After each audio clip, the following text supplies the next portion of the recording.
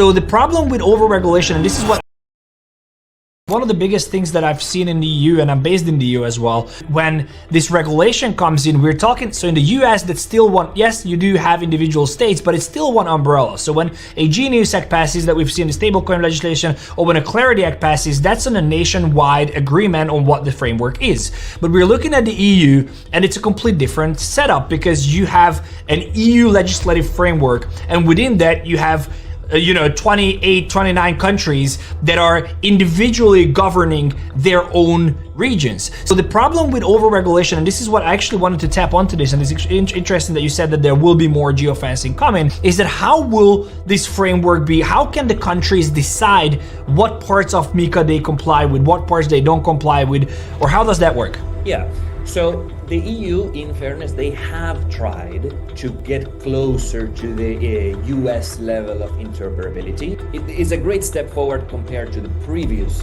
condition of the EU, but it's not as unified as the United States.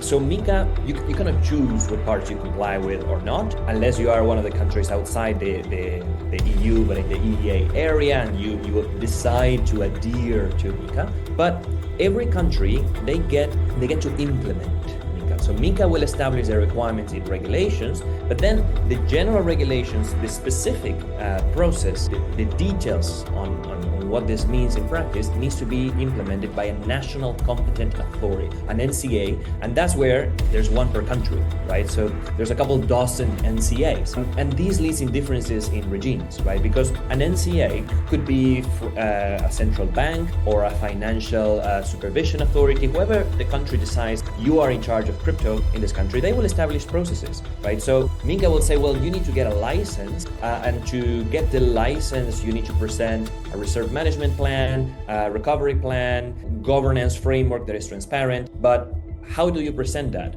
In what format? What is going to be considered good enough or not good enough? Well, that's for the NCAs to establish.